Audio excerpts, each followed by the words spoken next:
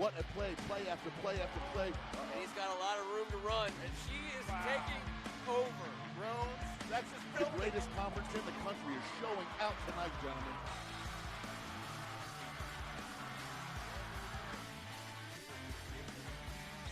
I cannot believe it. That is the greatest football game. Thank you once again for being with us on a Tuesday night on behalf of First Amendment Sports. I'm Ken Marangolo. This is the WCAC Spectacular. He's Kevin Ricca. Ken, thank you for letting me sit in your basement every Tuesday and talk about the best league in the nation. I appreciate it every week. Oh, it's a pleasure having you. We are down a man tonight. T. Strachan will be with us on the following show. Thank God it's Tuesday, where we will say some nice things about the Washington football team. We'll get there. But before we get started with our guests tonight, let's get a little bit of news from around the league. Let's start out in Hyattsville, where, if you hadn't noticed, the Los Angeles Lakers took down a championship this past week, and that means Quinn Cook collected his second ring. Mike Jones has a player with 2 rings. Morgan Wooten had 3 guys with rings.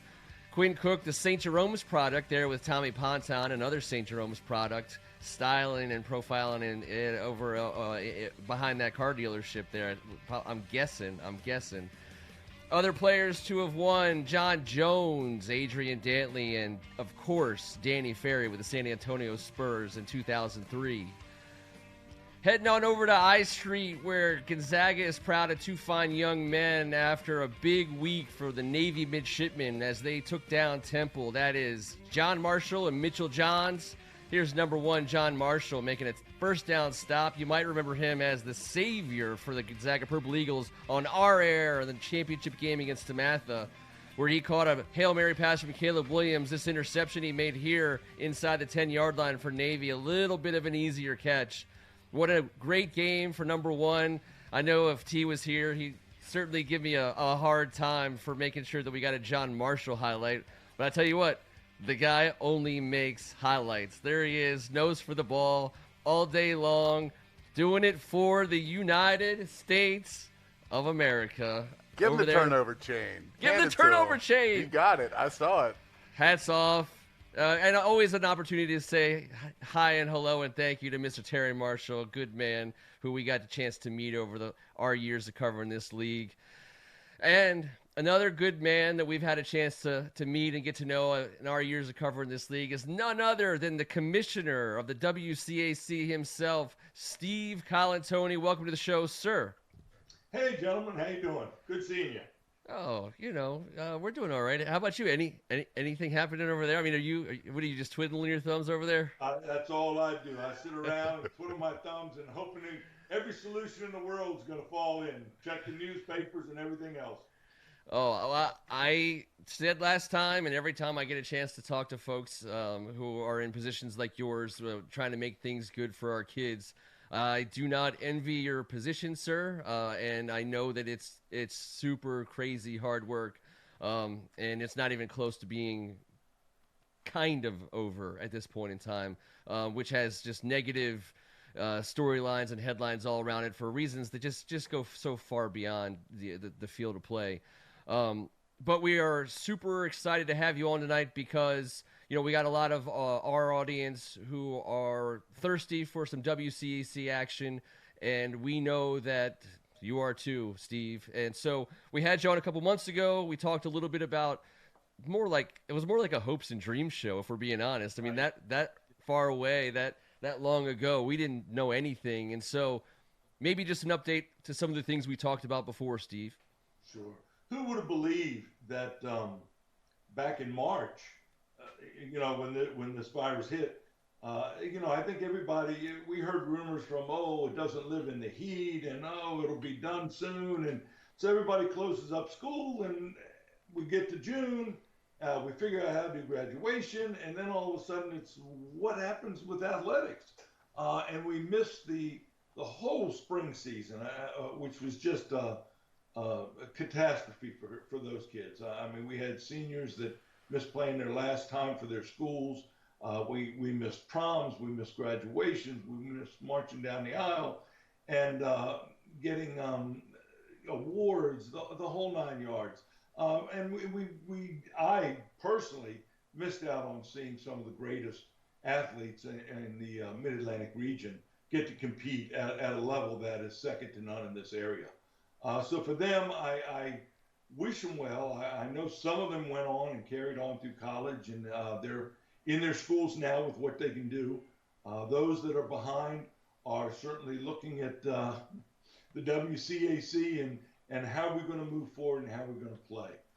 As we left it last time we spoke, we were looking at starting and hoping to open up in August and early September.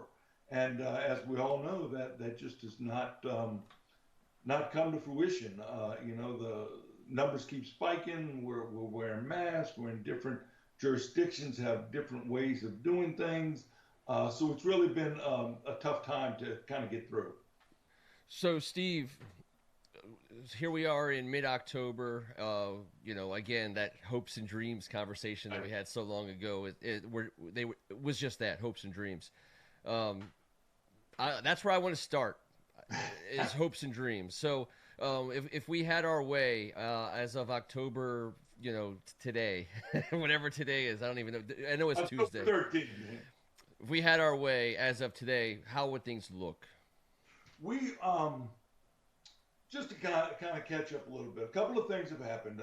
Our ADs have met countless hours trying to figure out. I think we've put together at least 15 different schedules to make things go through. Our heads of schools are on board, and we've talked with them.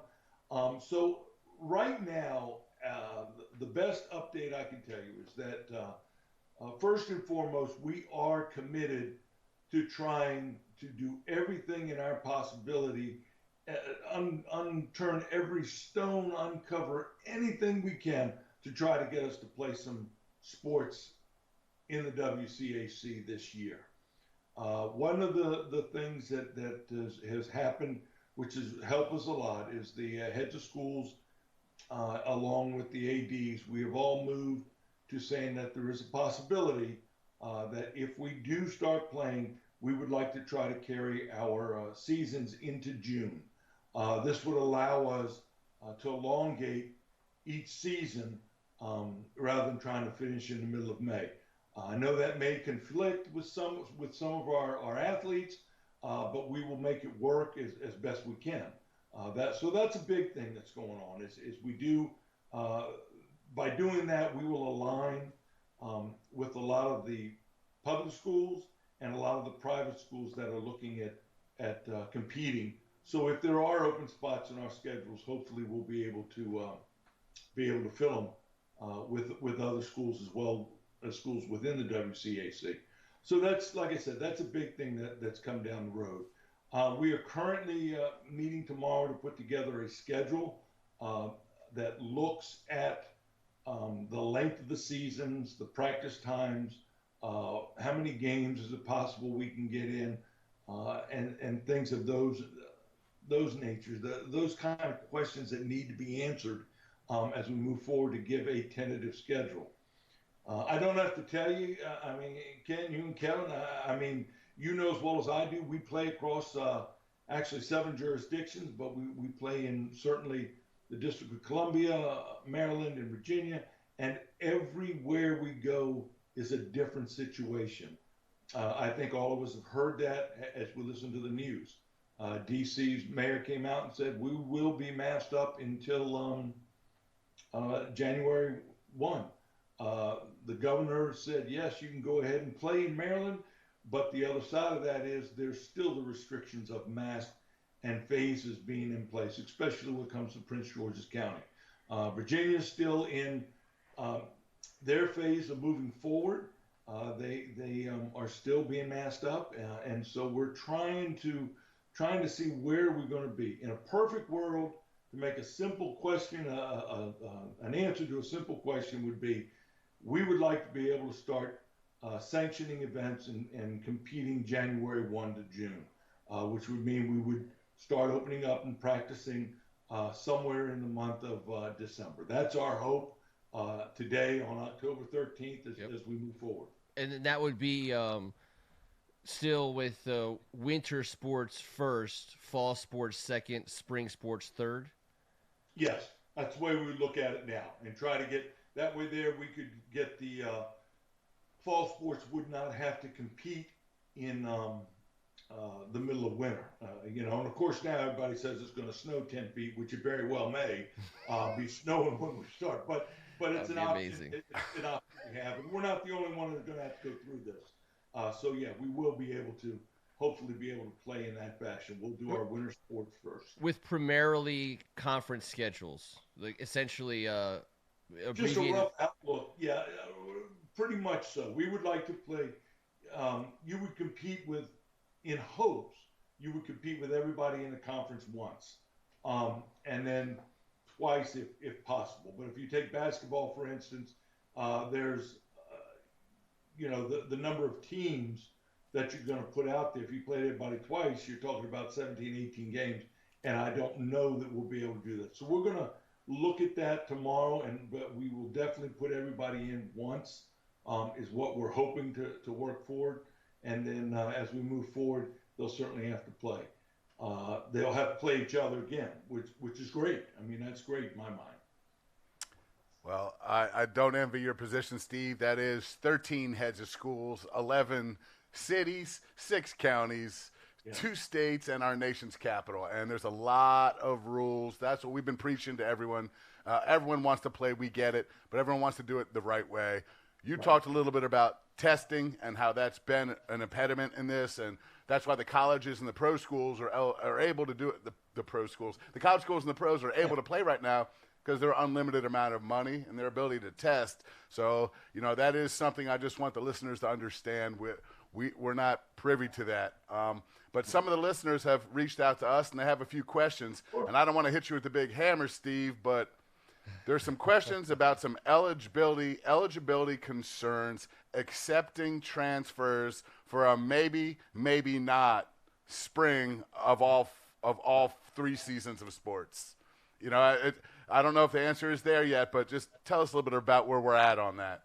When you start talking about transfers, you have to start, the rules are very simple. If you are, you can't certainly be 19 years old to play. If you're turn 19 before September 1. 44. And then you have 8 consecutive semesters. This has, of course, with COVID-19, this has certainly made some changes. We in the WCAC try to keep things as competitive, but we also try to keep things as fair as possible. So if we had let's say a football player from high school that's playing in Florida, or let's make it even simpler. He's playing in northern Maryland right now, above Baltimore, where some of them are playing. And all of a sudden his season's ending and they decide I'm going to transfer into the WCAC and play a second season to get looked at even more. Then that we would make a determination that, why are you coming? And it's got to be an academic determination. We would not allow that to happen, to try to keep the competitiveness. And we don't want kids jumping around schools and sports just for the athletic end of it. Sure. Absolutely. There goes my whole disguise, mustache, eyeglass routine. I've been holding on to a year of eligibility for 26 years now. And hang tight, brother. Hang on to it tight. I was kind of thinking this was the opportunity of a lifetime. If Keada Malloy, if you're listening, if you're watching, just know I got it. I'm sure he's drooling all over game film right now. He's been waiting for years for this opportunity. Yeah, backyard, Marangolo game film. Kevin, just so you know, that the way the process works is they if somebody's going to transfer one way or the other, they would speak with their athletic director. The athletic director reviews the rules and policy, and it goes to an executive committee that's made up of one athletic director, myself, and 3 heads of schools, and that rotates. One rotates in and one rotates out every year. That is where the decision is made. That is where we have conversations. We read letters. We're asked for reasons as to why. Why you want to move and why you want to play, and try to determine that is this an academic move or is this purely for athletics? Because we certainly want everyone that comes in here to graduate and get a good education. That's number one on our agenda. The athletic piece is nice and it comes nice, but again, we're going to just to have kids bounce around and play in the WCAC, it cannot happen. Thank you, Steve. That's a great perspective for a lot of us, including myself, into how the transfer process works. And obviously, we all agree if someone's going to play a season somewhere and try and squeeze something out here, it's the wrong league to try and squeeze one out. That's First right. of all, you don't just show up coming from somewhere else and play a second. That's not what I'm talking about. So, that's a great answer. I appreciate it, Steve. Yeah, and I guess before we jump to an altogether different topic, I know that you talk about hoping to be open for winter sports on January 1st, which begs the question, are we practicing before January 1st? And if so, are you letting teams play out of conference before that date? Or is that even a thing that WCAC is talking about right now? Well, by our bylaws, we have to have a minimum of 2 weeks of practice. So by the time you take the 2 weeks and then you got to figure in, okay, now you've got Christmas that's coming around there and you're going to have a Christmas break. And then a lot of our schools have mid-year exams. Yep. So even though it may look like we start that first week in December, those days are blocked out where you can't play because you're involved in exams. So we will try to follow our bylaws as closely as possible to make sure that it's safe. That's what those rules are in there for. To make sure the kids are acclimated to the sports that they're playing. Perfect. I think it's just calling a quasi timeout and just reminding everyone that, as great as the WCAC is, as great as our teams are, as great as our athletes are, as great as our coaches are, we don't exist for people's entertainment. We exist for kids' education, first and foremost. So I just like the way the conversation is going because everyone wants to make it political. Everyone wants to make it what you're taking away from me. And my heart goes out to the kids who don't get to play because if I was that kid, I would be banging my head against the wall. But I think that the conversation, as long as it's centered around what are our rules, how do we protect kids, how are we impacting, school communities, then we're moving in the right direction. And I think, when we talk about eligibility and we talk about scheduling and we talk about how we're going to work it out, obviously we're talking about getting kids on the field to compete, right?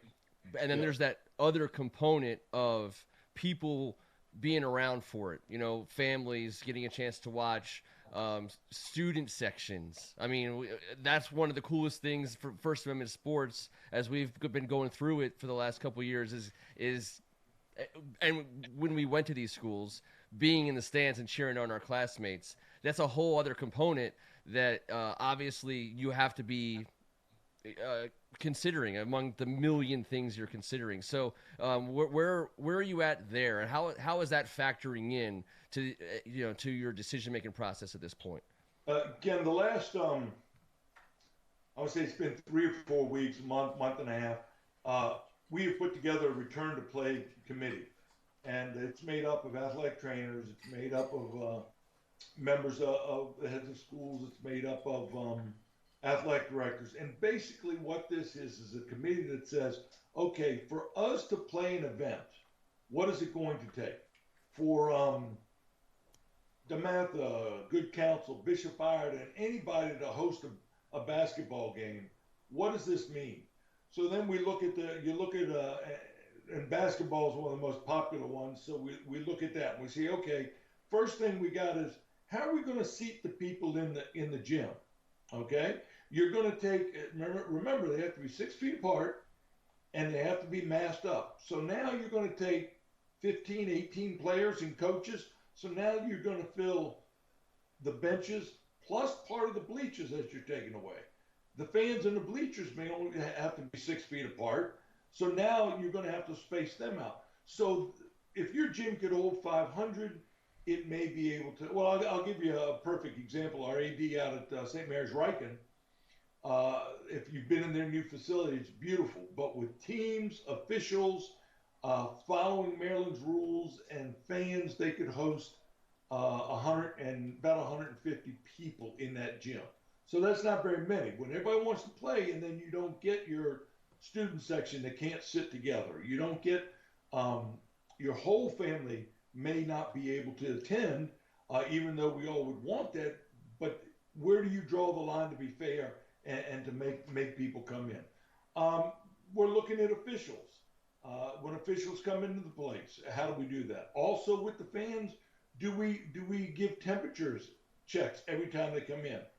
Who's going to do that? What kind of a cost to the school system is that? If we play more than one game, are we now going to have to clear the gym, disinfect it, let the disinfectant work for 30 minutes, and then re-enter it to play the second game?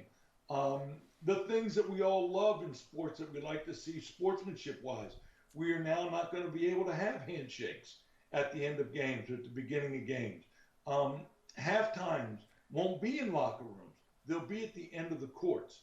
All of these things are going to play a part in trying to make it fit together. Transportation. How do we work transportation? Do we move through, you can't put all these kids on a bus in some of our jurisdictions. So do they drive themselves? Do the parents drive them when they get there? Are we going to check them in before we bring them in? So those are just some of the valleys and hills that we've got to crawl and climb through to make this happen. And we are looking into doing it as best and as safely as we can.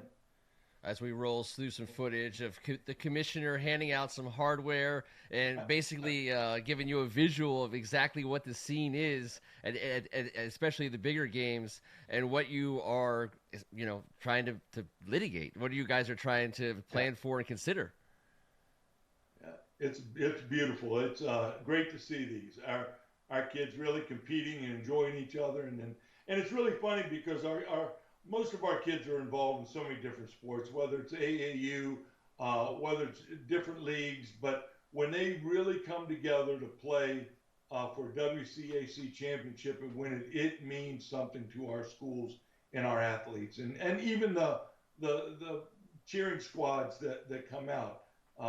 It's a great thing to be a part of and to see.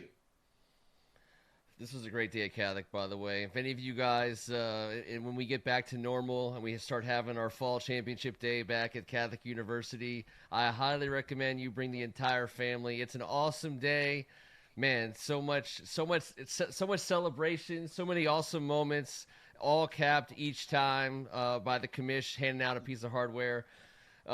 Which does bring me to a question, and that is in these abbreviated seasons, where is the talk? And rumors run rampant. Championship games, postseason / championship games. What's the thought process there? It's pretty much going to depend on sport by sport at this point. There's their rule of thumb that I wish everything could be equal. We all do.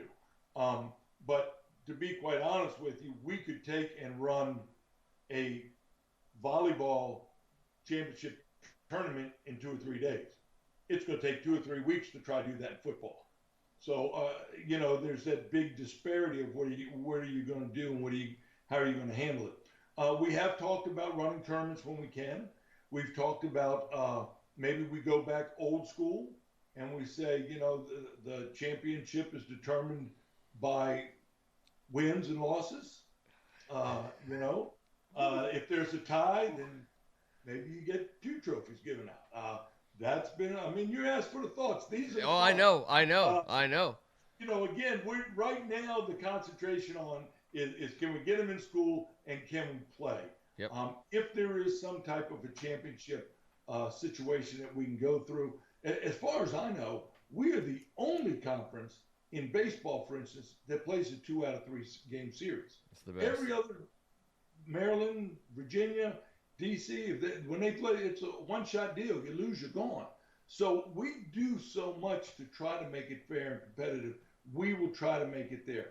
And, Ken and Kevin, we haven't even talked about what if we get it up and running and we have a team that tests positive and we've got to sit a team out 14 days. Yep. So what happens to those empty holes in the schedules? Which is one reason. One thought is maybe if we aligned ourselves with some of the public schools, we could still play. The other thought is if it's, if there's a school open in the WCAC schedule, play them again. That may mean you're playing them 2 or 3 times, but at least you're getting kids playing and kids on film, and that's what we're trying to get. Yep. Sure, I totally understand that, and you know what? I would embrace if there was another conference that wanted to, split down the middle. Anything to work. But I also need to ask you this, Steve, football specific, because growing up on the sidelines my entire life, I understand that you had this spring in the last 10 to 15 years. This spring, obviously the summer, and that was always preparing you. And we always knew how it felt to be out there in August after starting your work in spring.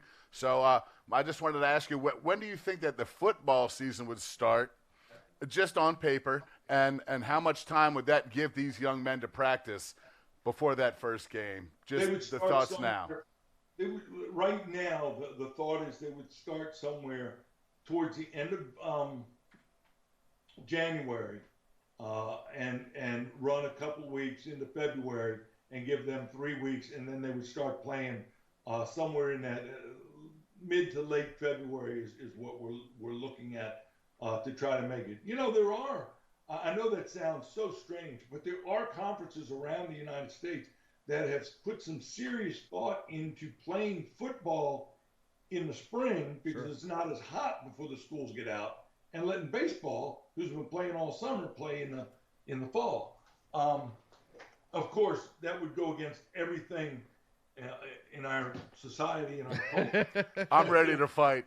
Football's played in August, Those big 300-pound guys got to sweat, man. They got to go for it. So we are looking at a way of doing it there and trying to put it in the middle and make it work. Cool. Well, I got to tell you, Steve, I think you're on the hot seat. You've been sitting on the burning coals, and I what can I say? I on behalf of probably so many people who are watching, I say thank you, because we know what we're aspiring for. We are aspiring to play sports beginning in January. We know that. If we're lucky, that we'll get kids competing against each other meaningfully from January through June. We know that basketball players, if we're lucky, can hit the court and start practicing sometime in mid-December around those exams. Don't be trying to get out of them finals. I know how they are. And that football players be putting helmet and pads on sometime around President's Day or whatever I don't even know when the holidays are. Before Valentine's Day. Let's just say before Valentine's Day. Sounds like a nice Friday night. It sounds like a nice Friday night. And we won't get into the logistics of where we're going to leave you guys to decide where we're playing all these games. As long as everyone knows that you're going to be hearing Kevin Ricca, Tim Strachan, and Ken Marangolo calling these games and making sure that all these families hear their kids' names being called from people who absolutely know their games. And, all these coaches, our hats are just tipped all the way to the work that you guys are doing in a completely uncertain environment. I mean, Steve, I know your phone must be ringing off the hook, but these coaches are doing, the Lord's work, man. They're without any answers. Yeah, they're chomping at the bit, and the kids are too, and I get it. And, just to kind of put it in perspective, we still have schools that are all virtual. I believe we had 2 in the district that opened up this week as a hybrid as a hybrid situation. We've had some of the Virginia schools have been hybrid all along. Some of the Maryland schools are hybrid, and everybody's watching the numbers, and everybody's hoping that, gosh, can we just flatten out so we can get the kids back in school where they belong, get them in a routine, and then add that special part to every high school education is certainly the athletic piece, whether it's going and attending games, whether it's being a part in playing games, whether it's writing in the newspaper or filming it or whatever your part is with that athletic piece in your schools. We've got to get kids back in school, make it safe for them, and then we'll move forward with moving in the athletics. So we are working on it. You guys will be the first to know once we have something down solid that we can make work. Steve, I appreciate hearing that. If there's one thing that we do over here at First Amendment and why we do this is because we love these kids. Our partnership with you absolutely is because we know how much you love these kids. That's why you're doing it. So we're sitting here talking about possible sports starting and who's in, who's out. I just want to take this second to tip the cap to all the teachers of the WCAC conferences that have been working harder than ever. It's way harder. Trust me, I live with one.